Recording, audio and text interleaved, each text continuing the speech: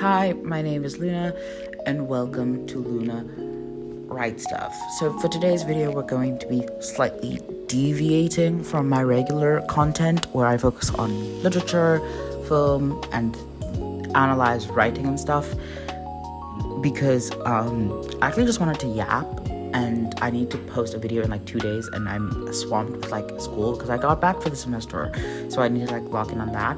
So for the most part, I'm just going to be speaking from the heart and speaking about things that I care about. I think I was going to do like a little rant video about Quora and how power scaling has ruined a lot of fandoms, because the fandoms cannot actually watch a piece of media without immediately thinking, well, I think this one punches harder than the other person. And I feel like that's just like, one, I'm nitpicking here because obviously people are going to do that, but I also think that like it's not as deep as I think it is. And also, if I were to make an actual video, I think I would need one to analyze a lot more fandoms, not just the fandoms that I'm personally a part of, because I think that would make me biased. So I feel like that could be a great video essay. And the thing is, I've already done a rant video about that. It's like a couple of pages back. It's about like, oh, your favorite character is ass, and that's okay. Anyway, so today I wanted to talk about gods, right? Because I've been writing my novel and I've been exploring the concept of godhood and how gods maneuver in society, especially with how bad things still happen, even though there are gods who are kind of omnipotent and omnipresent and all-knowing. What I think is very important when it comes to discussing gods is you need to kind of pick a lane, and it's like either they are evil or they are not as powerful as people think they are. And there are only these two options, because if you try to do something where they're not evil and they are powerful, you're going to have to retcon a lot of things, which will still make them not as powerful as they should be, which then defeats the purpose of them being a god and they're just a super powered being, or they're just evil. But there is like a secret third option, which I will talk about later. Let's talk about like the evil aspect of it. Let's look at Christianity as our basis for this. In Christianity, the Christian God is supposed to be always there, all-knowing, and all-powerful. But if he exists, why is there still suffering? Why is there still genocides? Why are there people starving to death? Why are there homeless people? And then people be like, okay, well, God can't solve all of those issues, yada yada. He's not going to be able to just give you everything, and Satan is at work. And the funny thing about that is, if God is all-knowing and can see all forms of the timeline, he knew that Satan would have rebelled. He knew that the devil would have become the devil eventually, and which then brings up the question, why would the devil punish the people who disobey his father when he himself disobeyed his father? It makes no sense. And you could be like, well, it's not supposed to make sense. How are we supposed to understand the inner workings of a god's mind? And that is a very intriguing argument that we can make, but that is the secret third option, which I will get to. But for the most part, you cannot have a god and not have them be evil, because if they do have as much power as you in your mythology have stated, there should be no bad things. And if there is bad things, it is because the god is actively making the decision to allow them to happen and allowing for the bad things to happen. And you might be like, well, the bad things need to happen in order for there to be good, right? No, that's a dumb argument made by people who've never suffered. You need to understand this. If your God exists and allows for pain and suffering to exist, that God is evil, because that God is willingly letting people die in gruesome ways when they could intervene. They are a bystander, and they are letting evil shit happen. And we can talk about the bystander effect, which is when people see something happen and then don't do anything to help or don't intervene because they assume somebody else will intervene. But when you are a god, you're the only person who can intervene. which means you are in fact an evil, chaotic being that relishes in the suffering of people if you allow for bad things to happen. Full stop. The second option was your god is simply not as strong as they were. Because let's use the Christian mythology again. Again, God is supposed to be all-powerful, all-knowing, and all-present all the time, right? But for some reason, Satan has been able to get their clutches onto humanity and fill their lives with sin and chaos and death and destruction, which then means that God is not strong enough to defeat his own creation, which would make him not as powerful as we think he is. And that's okay. We can have a god not be as strong as they were, but now we need to unpack, okay, why aren't they as strong as we think they are? And the answer to that is usually banishment, maybe aging, maybe they lost some of their powers during a fight, etc., etc. And this is just going into lore and world building. But if you choose to go with this path, you need to make it make sense. For example, in my world, my main goddess, she is a titan from the Greek world, and when she decided to create her own universe, she had to use her power. She had to use her own deification energies, right? Her own magic, her own essence. And she used her mother's sparks and what was remaining of her mother's essence to assist her, because this is a big undertaking. It is creating an entire universe of her own, which she would be in charge of. It's not like a tiny little pocket dimension or tiny realm. It would take a massive amount of energy that would leave her weak. And when she created her universe, she needed a pantheon because she couldn't be responsible for all things. So she decided, okay, I'm going to have children, and these children are going to be in charge of these little aspects. But in doing so, she lost the ability to control those aspects in her universe. When she decided to have the god of time, she lost her ability to manipulate the flow of time. She lost her ability to be at all points in time. When she decided to have the god of magic, she was no longer able to manipulate the flow of magic in her world. She couldn't decide who was able to be born with magic or not, because that would be her daughter's responsibility. When she created the gods of the sun and the moon, she would no longer be able to manipulate the day and night cycle on the different world.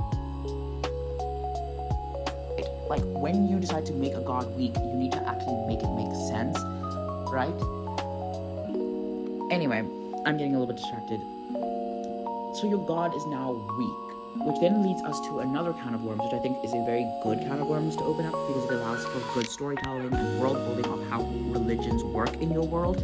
Because you now have to answer the question, if the god is not as strong as they were, why do people still worship them? And you could then have a very good and interesting conversation about faith, about how people still worship dead gods because it is simply the way of their people, it is their culture. And you can talk about how faith is everything to these people. And you can also be even though faith is everything to these people, faith is still not enough, because worshiping a dead god or worshiping a god with no power is still ineffective, because your worship isn't fueling them, right? In your world building, at least, it's not fueling their power. So your worship does nothing to get them back to their original status, and the god can never actually help you, which means you are just praying to the air and hoping that it works. But we, as the reader, know that it won't work. And I feel like that could open up a good conversation to have about how the point of faith isn't necessarily for your god to step in and do something, but more so that the entire conversation that we're trying to have is that faith allows you to keep on moving. It's like hope at the bottom of Pandora's box. Okay, that's enough of that point. Let's now talk about the secret third option, which is, so the secret third option is that your god isn't human, or it doesn't have human characteristics. It's very agnostic in belief. It's like a higher power, a higher being who doesn't really understand or comprehend human emotions, because it is not human. It doesn't have a brain in which all of the different emotions come from. It doesn't experience fear, because why would it? It doesn't have an amygdala. It doesn't experience these it doesn't experience love, care, empathy, because it is a energy being. It is a higher power that simply sparked the world and watches as everything continues without actually interfering, because it is choosing to watch. It is not interfering because it doesn't have the ability to have reasoning. Like, it can't reason that, oh, someone's getting sexually assaulted, let me intervene to stop that from happening. Instead, it's like there's like these little dots moving around on this on this pile of dirt that I made. That's interesting. Like, it just, like, because like if you decide to go with this third route, it makes faith incredibly hard, because once people find out this, they'll be like, I'm worshiping someone or something that doesn't even think I'm worthy of watching.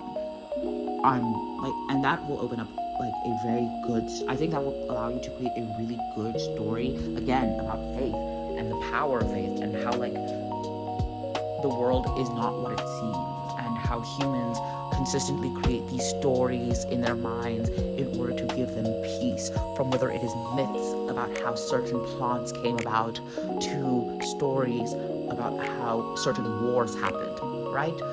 And I feel like going with this third option is very sad and realistic, but it's also very agnostic in its foundation. And I feel like a lot of people should like honestly try to explore the idea of it not being God in your world, but simply a higher power that does not care because it doesn't have the ability to care, because it also solves a lot of the issues in your world, because now you don't have a situation where your god is just a monster. For example, due to my situation in my world, the gods are powerful, but they are also not. Like, they're not explicitly evil, but they do evil shit because I do decide to give them flaws, specifically human flaws.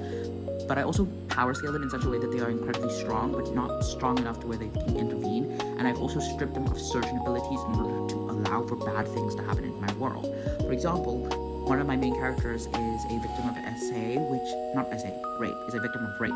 And that impacts her life in such a way, and it changes the way that she maneuvers in society. And that's like the whole point of it. I wanted to focus on her story and how it affects her ability to form friendships and romantic connections, and how it impacts her relationship with her son, who is a product of said rape. But the thing is, it has a very close proximity to the gods, because in my world, the gods are real. She in fact speaks with the gods, because eventually she reaches a point of status and power where she gets to interact with the gods, and she argues with the gods and be like, you let him do that to me.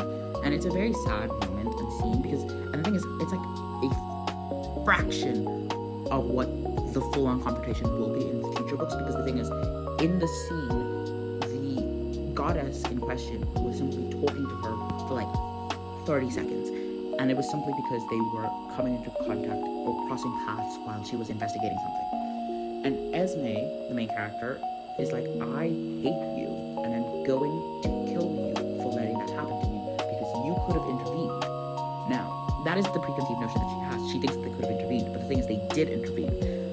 See, Esme has trauma from that event that happened, but the thing is, Esmeralda also kind of can't really remember the memory that well, and that's solely because the gods made her zone out. Literally, they made her dissociate from it in such a way that like she was aware that it was happening, but the pain was softened and she wasn't fully present. So she knows that it happened. It was violent, it was horrific, it was traumatic, but it was softened so that she wouldn't completely shatter.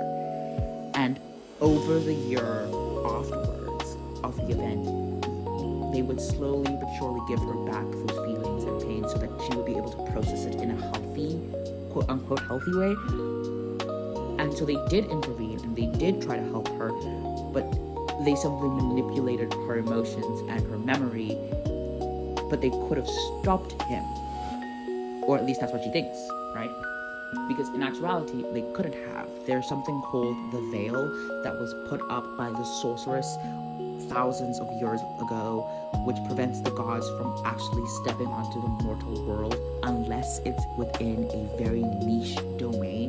For example, the god of the sun and moon, specifically in the southern continent, only exist within a special night, right? The god of time can only exist in between minutes, seconds, and hours. It's complicated, don't ask. The god of magic no longer exists. For now, she no longer exists. She died when the barrier went up. The god of the ocean, or at least water, can only exist within the pentagram of death, which is her realm. Anyway, very niche places that they can, because like those places they've been working at breaking down the veil at that spot for hundreds of years, and when they did, they immediately took their chance to go back into the world, but they can't leave the vicinity, because the second they do, the veil will sense them and it will bend around them and trap them back beyond the veil and leave them in the realm of the gods, if it makes sense. It's genuinely just a cop-out to allow my story to unfold in the way that I want, because again, I could just have a deus ex machina occur whenever the fuck I want, because literally I have gods who like the main character, so why wouldn't the god of the sun simply eviscerate an entire army for them? So yes, that is the end of my video, I think. And I don't necessarily think I made like a very strong talking points. I just think like people do not know how to fully conceptualize the idea of gods, and if they do decide to conceptualize the idea of gods in their writing, they tend to run away from having difficult conversations about faith and how gods are just monsters in some way, shape, or form. Anyway, thank you guys for watching this video, and I hope you have a lovely day.